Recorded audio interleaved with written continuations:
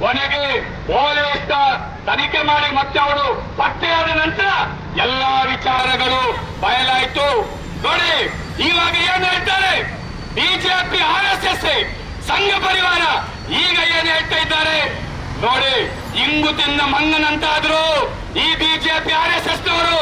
ಮಾತ್ರವಲ್ಲ ನೋಡಿ, ಇಬ್ರು MLAಗಳು ಇವರನ್ನು MLA ಅಂತ ಹೇಳಲಿಕ್ಕೆ, ಶಾಸಕರಂತ ಹೇಳಲಿಕ್ಕೆ ಇವತ್ತು ಒಂದು ರೀತಿ ಇದಾಗ್ತಾ ಇದೆ. ಯಾಕಂತ ಹೇಳಿದ್ರೆ ನಿಜವಾಗಿ ಹರೀಶ್ ಪೂಂಜಾ ಆಗ್ಲಿ ಅಥವಾ ಭರತ್ ಶೆಟ್ಟಿ ಆಗ್ಲಿ ಇವರು ಚುನಾವಣೆಯಲ್ಲಿ ಗೆದ್ದು ಶಾಸಕರಾಗಿ ಅಸೆಂಬ್ಲಿಗೆ ಹೋಗಬಾರ್ದಿತ್ತು. ಇವರು ಜೈಲಲ್ಲಿ ಹೋಗ್ಬೇಕಾದವರು, ಜೈಲು ಸೇರ್ಬೇಕಾಗಿತ್ತು. ಅಂತವರನ್ನ ಈ ಜಿಲ್ಲೆಯ ಜನ ಇವತ್ತು ಶಾಸಕ ಕಳಿಸಿರುವಂತದ್ದು ಈ ಜಿಲ್ಲೆಯ ದುರಂತ ಅಂತ ಹೇಳ್ಬೇಕು. ಇಂಥ ವ್ಯಕ್ತಿಗಳು ಏನೇನೆಲ್ಲ ಹೇಳಿದ್ರು ಅಲ್ಪಸಂಖ್ಯಾತರ ಮುಸಲ್ಮಾನ ಬಂಧುಗಳ ವಿರುದ್ಧ ವಿಷಗಳನ್ನ ಕಾರಿದ್ರು. ಆದ್ರಿಂದ ಬಂಧುಗಳೇ, ಇವತ್ತು ನಾವು ಹೇಳ್ತಕ್ಕಂಥದ್ದು ಇಲ್ಲಿನ ಅಲ್ಪಸಂಖ್ಯಾತ ಸಮುದಾಯಕ್ಕೆ ನಾವು ಹೇಳ್ತಾ ಇದ್ದೇವೆ, ನೀವು ಯಾವುದೇ ರೀತಿಯಲ್ಲಿ ಗತಿಗೆಡಬೇಡಿ. ಒಂದು ವೇಳೆ ಈ RSS ಬಿಜೆಪಿ ಇಲ್ಲಿನ ಅಲ್ಪಸಂಖ್ಯಾತ ಸಮುದಾಯವನ್ನ ಪ್ರಚೋದನೆ ಕೊಟ್ಟು ಅವರನ್ನ ಒಂದು ರೀತಿ ಒಂದು ಸಂಘರ್ಷಕ್ಕೆ ಎಡೆ ಮಾಡಿ ಅವರು ಆಗಿದ್ರೆ ಈ ಜಿಲ್ಲೆಯ ಪರಿಸ್ಥಿತಿ ಏನಾಗ್ತಿತ್ತು. ಆದ್ರೆ ಇಲ್ಲಿನ ಅಲ್ಪಸಂಖ್ಯಾತ ಸಮುದಾಯ ರಿಯಲಿ ಗ್ರೇಟ್. ಅವರು ಎಂತ ಅವಮಾನ ಇದ್ರು ಕೂಡ ಅದನ್ನು ಸಹಿಸಿಕೊಂಡು ಈ ಜಿಲ್ಲೆಯ ಶಾಂತಿ ಸೌಹಾರ್ದತೆಯನ್ನ ಕಾಪಾಡಬೇಕಂತೇಳಿ ಅಷ್ಟು ಒಂದು ದೃಢ ಮನಸ್ಸಿನಿಂದ ಅವರು ಇವತ್ತು ಶಾಂತಚಿತ್ತರಾಗಿದ್ದಾರೆ. ಈಗಾಗಲೇ 3 ಮಂದಿ ನಮ್ಮ ಸಂಘಟನೆಗಳ ಮುಖಂಡರು ಹಲವಾರು ಅಂಶಗಳ ಬಗ್ಗೆ ಬೆಳಕನ್ನ ಚೆಲ್ಲಿದ್ರು. ಒಂದು, ಈ ಜಿಲ್ಲೆಯಲ್ಲಿ ನಡೆದಿರ್ತಕ್ಕಂತಹ ಕಾಲೇಜ್ ವಿದ್ಯಾರ್ಥಿ ದಿಗಂತ ನಾಪತ್ತೆ ಪ್ರಕರಣವನ್ನ ಯಾವ ರೀತಿ ದಾರಿ ತಪ್ಪಿಸಿದ್ರು, ಯಾವ ರೀತಿ ಅದಕ್ಕೆ ಕೋಮು ಬಣ್ಣವನ್ನು ಬಳಿದ್ರು, ಆ ಮುಖಾಂತರ ಈ ಜಿಲ್ಲೆಗೆ ಒಂದು ಬೆಂಕಿ ಕೊಡಲಿಕ್ಕೆ ಈ ಜಿಲ್ಲೆಯ ಬಿಜೆಪಿ RSS ಸಂಘ ಪರಿವಾರ ಪಿತೂರಿಗಳನ್ನ ಮಾಡಿದ್ರು. ಅದನ್ನ ವಿರೋಧಿಸಿ ಈ ಜಿಲ್ಲೆಯ ಜನ ಇವತ್ತು ಆಕ್ರೋಶಿತರಾಗಿದ್ದಾರೆ. ಅದರ ಭಾಗವಾಗಿ ಈ ಒಂದು ಪ್ರತಿಭಟನೆ ಇವತ್ತು ನಡೀತಾ ಇದೆ. ನೋಡಿ, ಇವತ್ತು ಒಬ್ಬ ವಿದ್ಯಾರ್ಥಿ, ಪರಂಗಿಪೇಟೆಯ ವಿದ್ಯಾರ್ಥಿ ನಾಪತ್ತೆಯಾದ. ಏನು ಎತ್ತ ಅಂತೇಳಿ ಇವತ್ತು ಜಗಜ್ಜಾಹೀರಾಗಿದೆ. 12 ದಿವಸಗಳ ಕಾಲ ನಾಪತ್ತೆ. ಆ ವಿಚಾರ ಏನಿತ್ತು, ಪೊಲೀಸ್ ಇಲಾಖೆ ಅದನ್ನ ತನಿಖೆಯನ್ನ ಮಾಡ್ತಾ ಇದ್ರು. ಅವರಿಗೇನೆ ಸ್ಪಷ್ಟವಾದ ವಿಚಾರಗಳು ತಿಳಿಯಲಿಲ್ಲ. ಅವನು ಸಿಕ್ಕಿದ ಮೇಲೆ ವಿಚಾರಗಳು ಗೊತ್ತಾಯಿತು.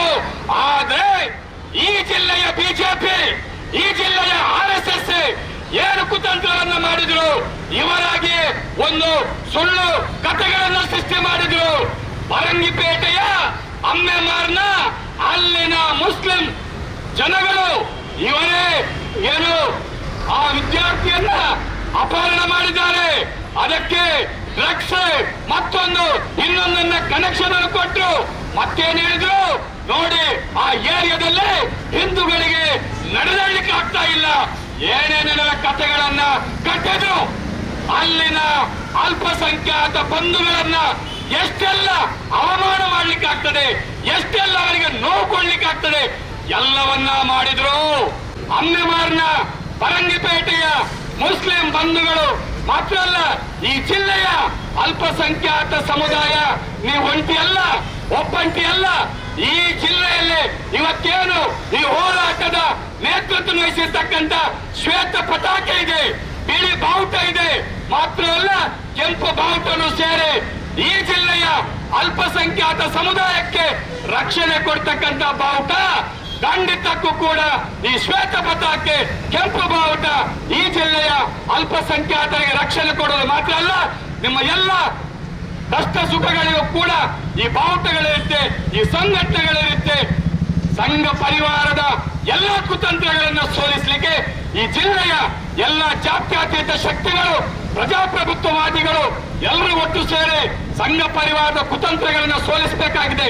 ಈಗಾಗಲೇ ಹೇಳಿದ್ರು, ಇದು ಒಂದು ಘಟನೆ ಅಲ್ಲ ದಿಗಂತ ಪ್ರಕರಣ. ಆವತ್ತು ಕೋಣಾಜಲ್ಲಿ ನಡೆದಿರ್ತಕ್ಕಂಥ ಕಾರ್ತಿಕ ಕೊಲೆ ಪ್ರಕರಣವನ್ನು ಕೂಡ ಆಗಿನ MP ನಳಿನ್ ಕುಮಾರ್ ಕಟೀಲ್ ಏನ್ ಹೇಳಿದ್ರು, ಒಬ್ಬ MP ಆಗಿ ಹೇಳಿದ್ರು, ಏನು ಕಾರ್ತಿಕ ಕೊಲೆ ಪ್ರಕರಣ ಆರೋಪಿಗಳನ್ನ ಹಿಡಿದೇ ಇದ್ರೆ ಏನ್ ಮಾಡ್ತಾರೆ, ದಕ್ಷಿಣ ಕನ್ನಡ ಜಿಲ್ಲೆಗೆ ಬೆಂಕಿ ಕೊಡ್ತೇವೆ ಅಂತ ಹೇಳಿ ಒಬ್ಬ MP ಆದವ ನಳಿನ್ ಕುಮಾರ್ ಕಟೀಲ್ ಆವತ್ತು ಹೇಳಿರ್ತಕ್ಕಂಥದ್ದು.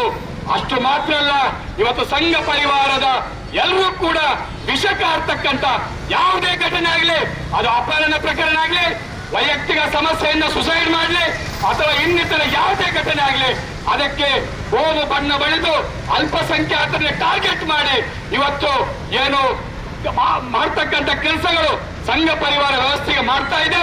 ಅದರ ವಿರುದ್ಧ ಈ ಜಿಲ್ಲೆಯ ಜನ ಒಗ್ಗಟ್ಟಾಗಿ ಶಾಂತಿ ಸೌಹಾರ್ದತೆಯನ್ನ ಕಾಪಾಡಲಿಕ್ಕೆ ಒಗ್ಗಟ್ಟಾಗಿ ಇರ್ಬೇಕಂತ ಹೇಳುತ್ತಾ ಮಾತಾಡಲಿಕ್ಕೆ ಅವಕಾಶ ಮಾಡಿಕೊಟ್ಟ